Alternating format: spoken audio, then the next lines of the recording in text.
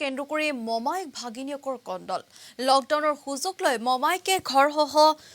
2 বিঘা মাটি বেদখল কৰাৰ অভিযোগ উত্থাপন কৰিছে ভাগিনীয়েকে আৰু শ্যামপুৰ থানাত এজাহাৰ দাখিলৰ পিছতে এজাহাৰ দাখিল কৰিও ফল নাপালে ভুক্তভোগী আৰু এই অভিযোগ উত্থাপন কৰিছে পৰিয়ালে ঘৰ মাটি হেৰুৱাই ৰাজহুৱা বজাৰৰ অস্থায়ীভাৱে পৰিয়াল থাকিব লগা হৈছে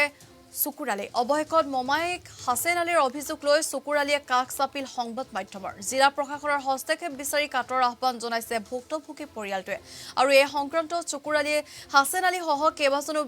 লোকৰ বিৰুদ্ধে শ্যামপুৰ থানাত এজাহাৰ দাখিল কৰিছে যদিও শ্যামপুৰ আৰক্ষীয়ে কোনো ধৰণৰ গুৰুত্ব নিদিয়াৰ অভিযোগ উত্থাপন কৰিছে ভুক্তভোগী চকুৰালীৰ পৰিয়ালে আৰু মংগলদৈৰ পৰা আমালৈ এই বাতৰি প্ৰেৰণ কৰিছে লোকেশ্বৰ বৰুৱাই গাড়ী দেওয়ার পিছত মানে আমার পরিয়ালটো কর্ণাটক থিয়াইলাম আওয়ার পরে মানে আমার মামা কিবা একটা কথা কইছিল কোয়ার পিছত দুই দল মানে মারামারি করার পরে আজে আমার মামাটাকে মারার পিছত এড়ে এসে আমার মাটি বাড়িঘর জিনিসপাতি সম্পূর্ণ আমার মামা নিল হ্যাঁ নিয়ে আমার কারো কাসম শাহজামাল হাসান আলী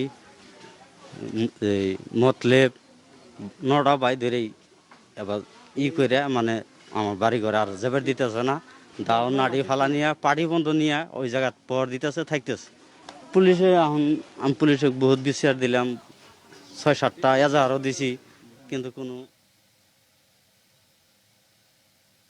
আনহাতে নাজিৰাত ভাৰতীয় জনতা পাৰ্টিৰ সংবাদমেল বিৰোধী দলপতি